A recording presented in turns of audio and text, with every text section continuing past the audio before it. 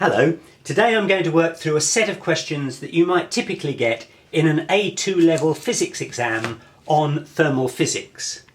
First, let's just work through the formulae and other information that you're likely to need.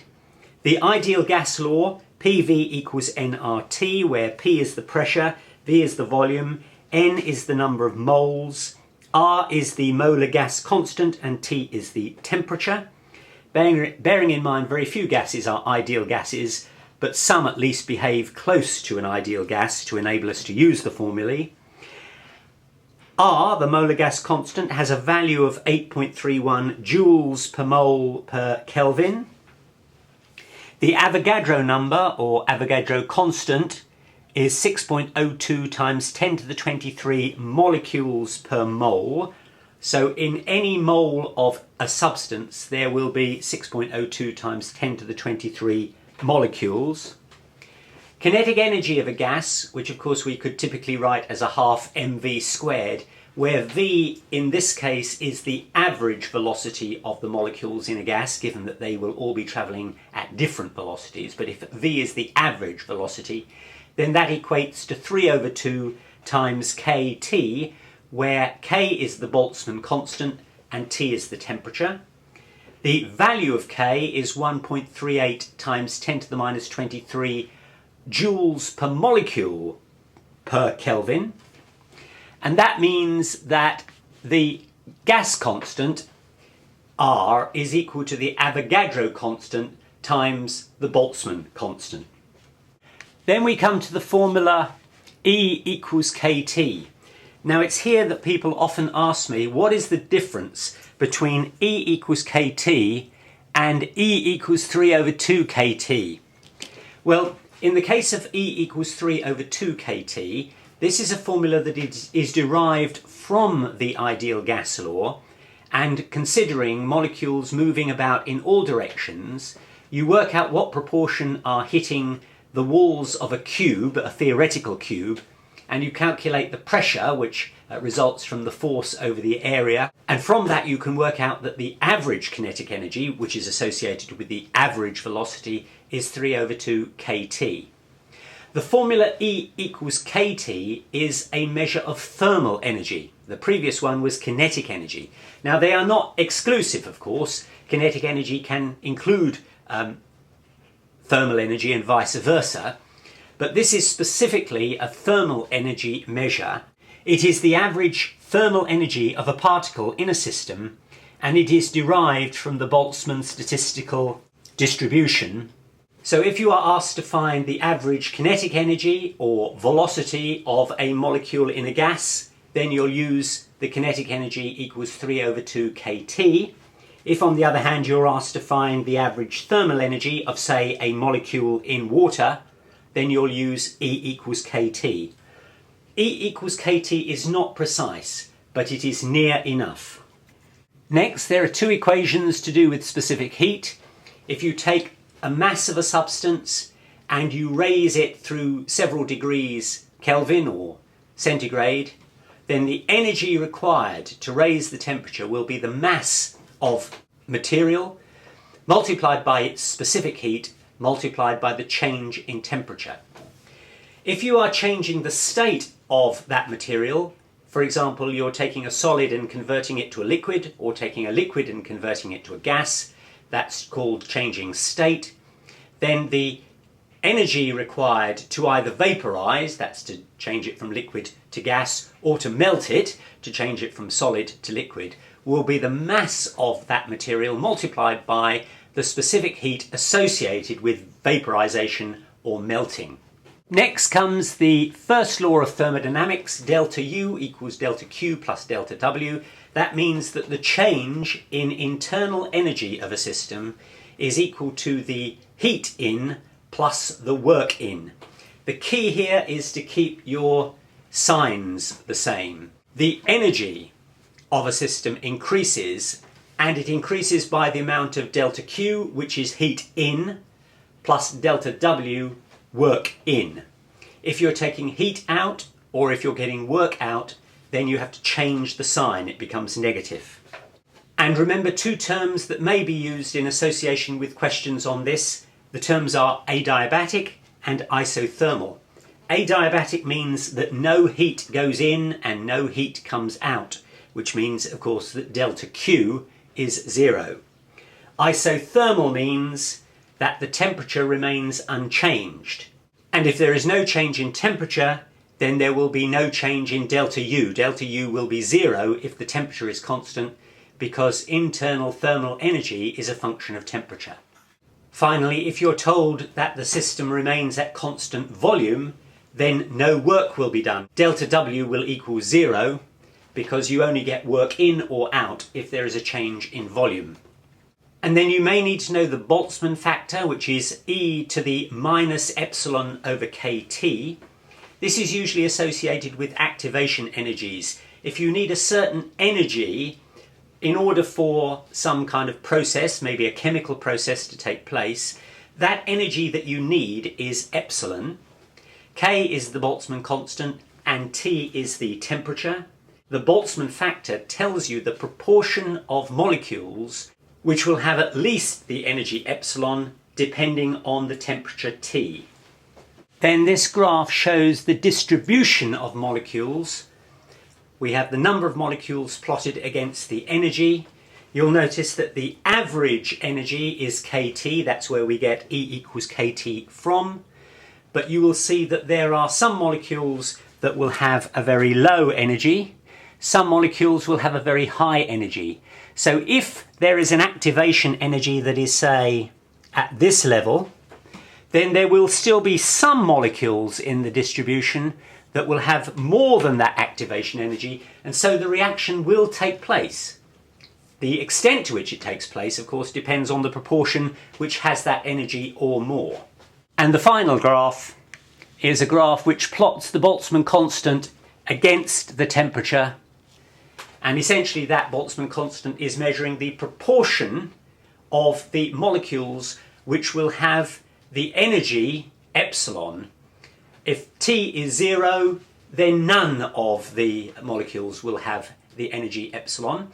If the temperature is extremely high, then they will all have the energy. If epsilon equals kT, then essentially the proportion will be 1 over E, which is 0.37 or 37%. Question 1. The mass of a mole of nitrogen is 0.028 kilograms. A flask contains 0.032 kilograms. How many moles are there?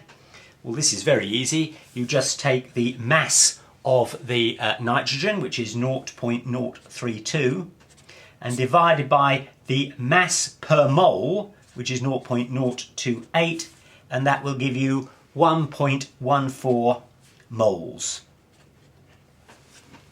Part 2 of the question, if the volume of the gas is 0.02 metre cubed and the temperature is 37 degrees Celsius, what is the pressure?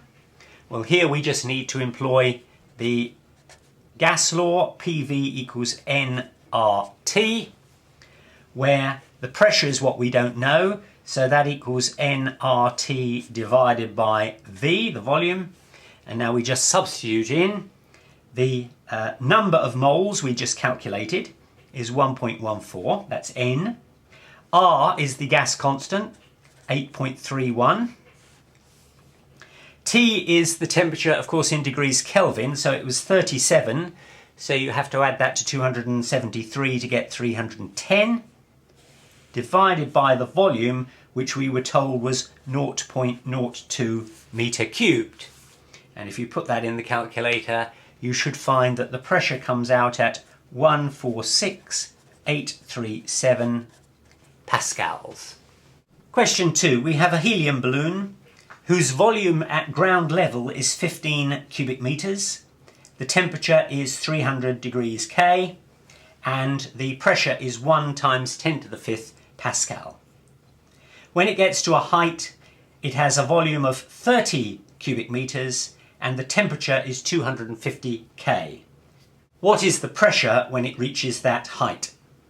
Well, we're now going to take the idea that P1 V1 over T1 equals P2 V2 over T2. That is to say that the pressure, volume and temperature at one position will equal the pressure, volume and temperature, or rather the pressure, volume divided by the temperature at the second position. So now what we don't know is the pressure at height, which we'll call P2. So P2 is going to be P1 V1 over T1 times T2 over V2. And we're told that P1 is 1 times 10 to the 5th. V1 is 15 meter cubed. And T1 was 300 K. And then at height, T2 we're told is 250 K, and V2 was 30 cubic meters. And if you put that into a calculator, I think you'll find that P2 is equal to 41666 Pascal. So a dramatic reduction in pressure. Question 3. The mass of 1 mole of nitrogen is 2.8 times 10 to the minus 2 kilograms. We had that in question 1. We're asked 2 questions. What is the mass of 1 molecule? And what is the typical or average speed of that molecule at 300 Kelvin? Well, we know that the mass of 1 mole is 2.8 times 10 to the minus 2 kilograms.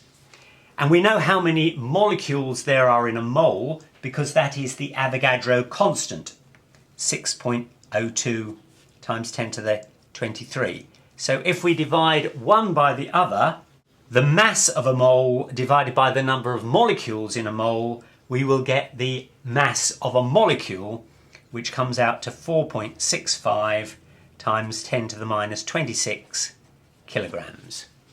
And now we're asked to find the typical or average speed of that molecule. So it's a molecule of a gas. So here we'll need the formula that half mv squared, which is the kinetic energy, is also the same as 3 over 2 kT. It's the 3 over 2 kT formula we need here, not the E equals kT formula, because here we're talking about kinetic energy from which we're going to derive velocity, kinetic energy of a particle of a gas.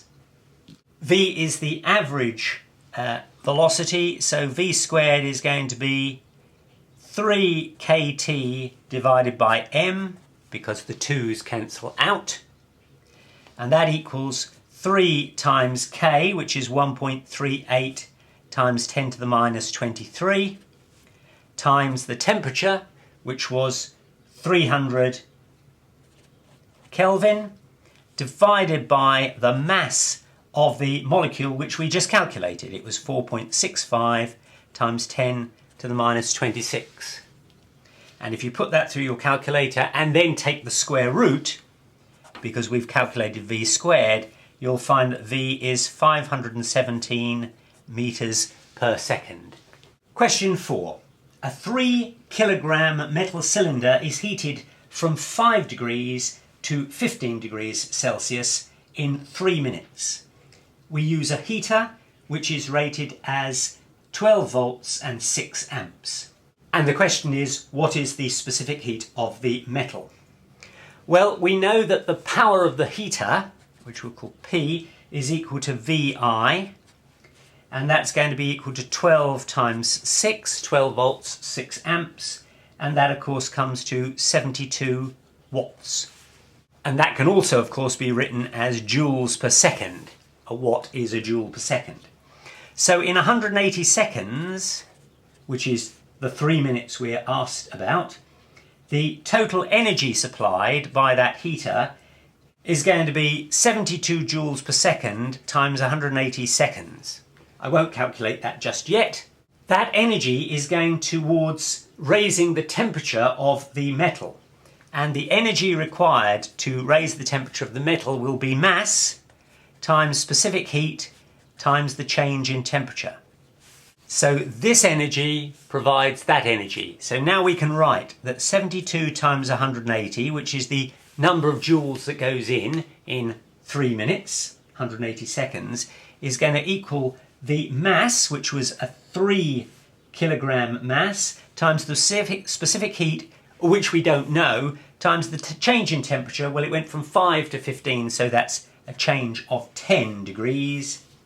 And if you multiply that out, you should get that the specific heat is equal to 432 joules per kilogram per degree Kelvin, or per degree centigrade, as you wish.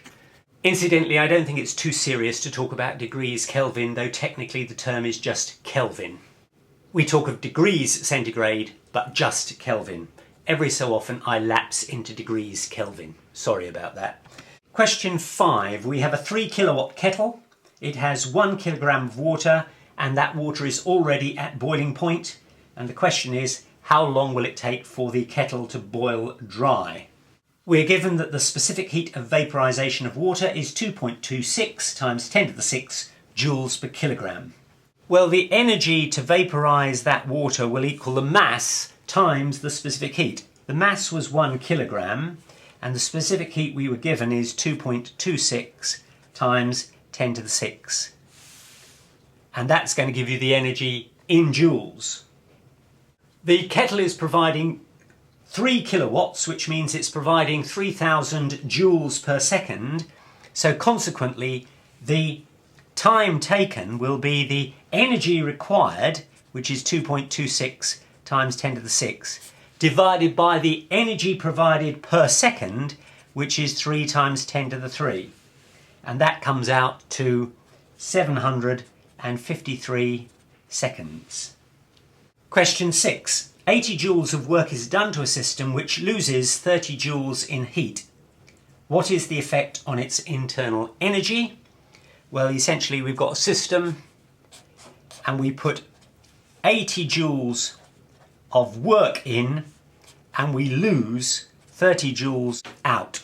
And we're obviously going to use the first law of thermodynamics, delta U equals delta Q plus delta W. All of those means that delta U means an increase in energy, delta Q means heat in, and delta W means work in. So now we've got that delta U is equal to delta Q. Well, we haven't got heat in, we've got heat out, so that's minus 30 joules. But we have got work in, so that's plus 80, and that gives you plus 50 joules. So consequently, the internal energy will increase by 50 joules. The second question is, what will happen to temperature? Will it go up or down? Well, the internal energy increases by 50 joules. Internal energy is a function of temperature. If the internal energy goes up, the temperature goes up. Question 7. We have a tank of water at 300 K. First question, what is the average energy of a water molecule?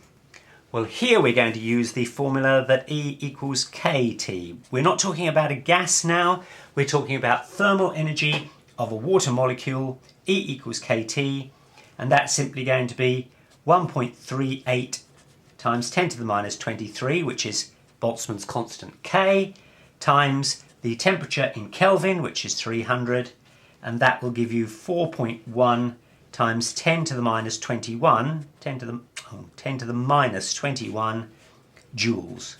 That's the average energy of a water molecule. The second part of the question, water, which is H2O, has 2 hydrogen bonds. The energy to break each bond is 3.2 times 10 to the minus 20 joules. So what is the energy required for the molecule to evaporate? Well, the assumption here is that if the bonds break, the water evaporates, and so you're going to need 3.2 times 10 to the minus 20 joules for each bond, so you're going to need a total energy to break the 2 bonds of 2 times 3.2 times 10 to the minus 20 joules, which of course is equal to 6.4 times 10 to the minus 20 joules. The third part of the question is, what is epsilon over kT, which of course is a function used in the Boltzmann formulae. So we're asked, what is epsilon over kT? Well, epsilon is the activation energy, and we were given that. That's now 6.4 times 10 to the minus 20, because we were given that the energy to break one bond is 3.2 times 10 to the minus 20, but we've got to break 2 bonds, so we need an activation energy of 6.4. Divide that by kT. Well, we calculated kT, up here. That's 4.1 times 10 to the minus 21. And that comes out to approximately 15. And what you should recognise from that is that although the average energy, which is kT, is only 1/15 of that required for the activation energy, there will be some molecules that will have the energy kT, because remember, the energy of molecules is in a distribution, the average of which is kT. But at the far end of that distribution there will be energies, but they will only be held by a very small proportion of the molecules. Nonetheless, some will have enough energy to break the bonds and evaporate. So the fourth part of the question is, what will the impact be on the water in the tank? And the answer is that since epsilon over kT is about 15, which is somewhere between 15 and 30, is usually the number we take to say there will be a substantial amount of activation because there are enough molecules with the activation energy. That means some of that water will evaporate. Not all of it, of course. So some will evaporate, and that means you'll need to keep topping up the tank because the water level will go down. Question 8. We have 200 grams of ice at minus 15 degrees Celsius. We have a heater that is capable of supplying 100 joules per second, that's 100 watts. And after 63 seconds, all the ice has reached 0 degrees Celsius. And the first question is, what is the specific heat of the ice? Well, we will remember that we need to use the formula that the energy required to raise the temperature is equal to the mass times the specific heat times the change in temperature. Specific heat is what we don't know, that's what we're trying to find. We know that it took 63 seconds and that the heater is providing 100 joules per second, so the total energy supplied will be 100 joules times 63 seconds, and that's going to be equal to the mass, which is 200 grams or 0.2 kilograms, times the specific heat we don't know, times the change in temperature, which was from minus 15 to 0, and that is minus 15 degrees, goes from minus 15 to 0. We have not changed state. The ice is still ice at 0 degrees, so we haven't got to worry about specific heat of melting. Well, from this you can see that the specific heat is going to equal 100 times 63 divided by 0.2 times 15, and that comes to 2100 joules per kilogram per Kelvin or degree Celsius, as you wish. And the second part of the question is, what will the temperature be after a further 20 minutes?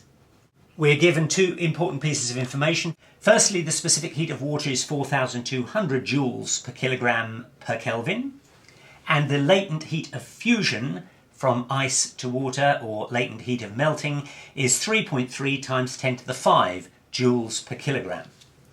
Well, firstly we want to know how much energy is going to be supplied by the heater. The heater supplies 100 joules per second, and we're told that this is 20 minutes.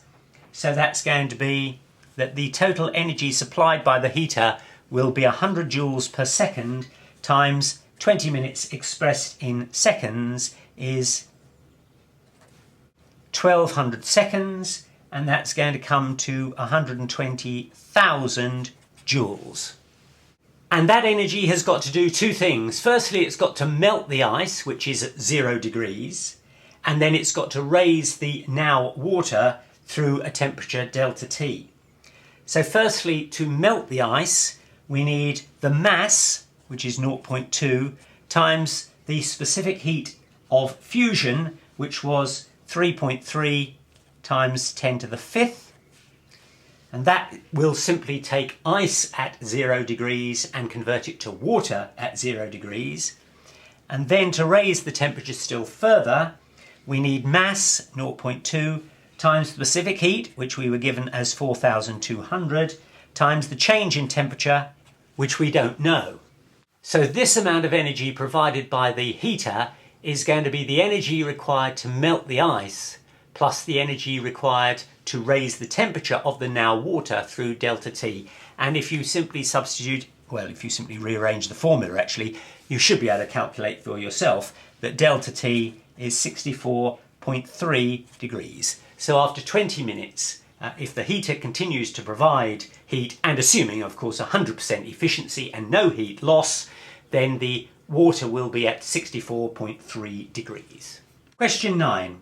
We have a fixed mass of gas at a low temperature which is in a container where the volume can change but the pressure will remain constant. The pressure is 1 times 10 to the 5th Pascal, and the temperature is 0 degrees Celsius, and the volume is 3 times 10 to the minus 3 metre cubed. The first question we're asked is, what is the number of moles of gas? Well, for that we simply need that PV equals nRT, where n is the number of moles, what we want, and R of course is the gas constant, but that means that n is equal to PV divided by RT. The pressure we were told was 10 to the 5th, the volume was 3 times 10 to the minus 3, R will normally be given 8.31 times the temperature, which in Kelvin is 273, it was 0 degrees Celsius. And that comes to N equals 0.132 moles, not molecules, moles. Part 2 of the question, what is the average kinetic energy at 40 degrees Celsius of a molecule?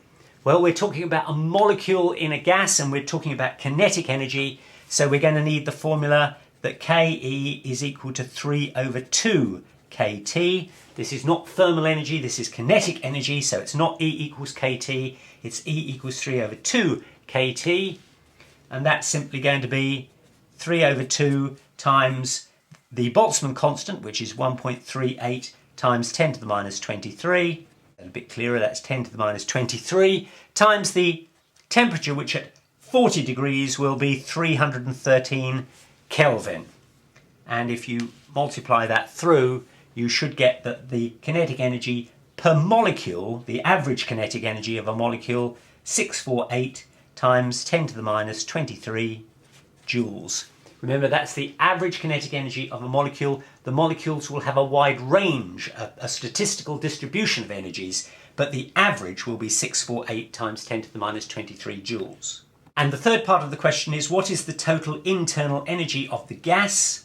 Well, we know what the energy of one molecule is, we just calculated that, so the total energy will be the energy of a molecule multiplied by the number of molecules. So total energy will be 648 times 10 to the minus 23 times the number of molecules. Well, we don't know what that is, but we did calculate the number of moles. So if we multiply by 0.132, we've got the number of moles, and you multiply by Avogadro's number to get the number of molecules. 6.02 times 10 to the 23, and that will give you 515 joules. Sorry, 515 joules. So the total internal energy of the gas is 515 joules. Question 10, we have a bicycle tyre. The volume of the gas in the bicycle tyre is 2 times 10 to the minus 3 cubic metres. The pressure of that gas is 3.5 times 10 to the 5th Pascal. The temperature is 290 K. First part of the question, what is the number of moles of gas, we'll assume it's air, in the bicycle tyre? For that we'll need the formula that PV equals nRT. We're going to assume throughout that this gas behaves like an ideal gas, and so we've got that N is equal to PV divided by RT, which equals the pressure, 3.5 times 10 to the 5th, times the volume, 2 times 10 to the minus 3, divided by R, which is usually given, it's 8.31, times the temperature, which is 290, and if you multiply that through, you should find that the number of moles is 0.2905 moles, not molecules, moles. Part 2 of the question, if the temperature is increased to 300 K, what will the pressure be? Well, we can use the formula that P1 V1 over T1 is equal to P2 V2 over T2, but because it's a bicycle tyre, the volume is not going to change, so we can regard the volumes as being the same, V1 equals V2, so they cancel out. And now we get that P2, which we don't know, is equal to P1 T2 divided by T1. So that means that P2 is going to be equal to P1, which of course was 3.5 times 10 to the 5th, times T2, which is now 300 K, divided by T1, which was 290 K, and that will give you a pressure equal to 3.62 times 10 to the 5 Pascal. So the pressure has gone up, and that's entirely consistent with this formula here. Volume is now a constant because it's unchanging. N and R are constants, so pressure is directly proportional to temperature. If the temperature goes up, the pressure must go up.